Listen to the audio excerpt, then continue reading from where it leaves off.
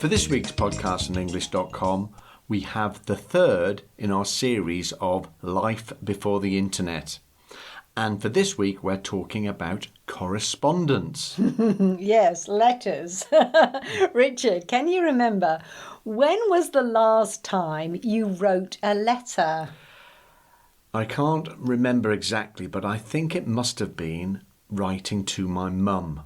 Right. When we lived in Jordan, which was over 12 years ago. I used to write to her regularly.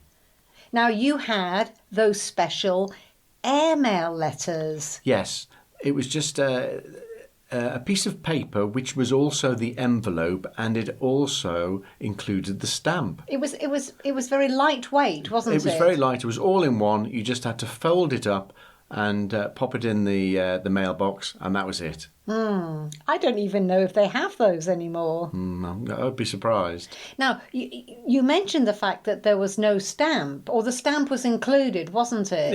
Yes. Because that's a big difference, isn't it, nowadays? Yeah, you don't buy stamps, do you? Even if you have anything to send, you just go to the post office. Because I remember as a small boy, I loved collecting stamps from everywhere. But no longer. So what about you then, Jackie?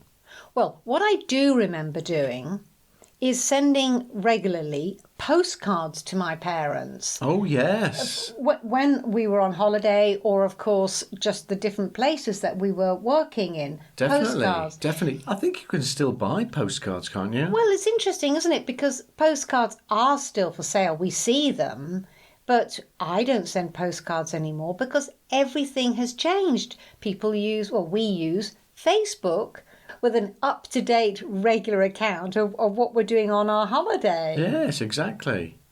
It's interesting because I don't write to my father at all anymore, letters or postcards.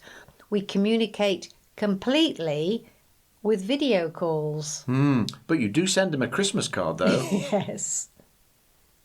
Now, I do remember when I moved to live and work in Africa, which was for 5 years, I only wrote to my parents and a very few close friends, maybe 5 or 6 people. So do you think then you lost contact with people then because correspondence was so time-consuming? I think so, but I think it's because I only wrote to the people who were really important to me.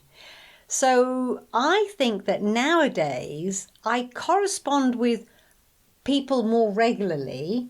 Yes, it's much easier as well. And there's more people you correspond with. Also with people who in the past, perhaps they wouldn't be in my address book. I'm in correspondence now, actually, with people I knew at primary school. Right. And I haven't seen them almost since then, 40 plus years ago.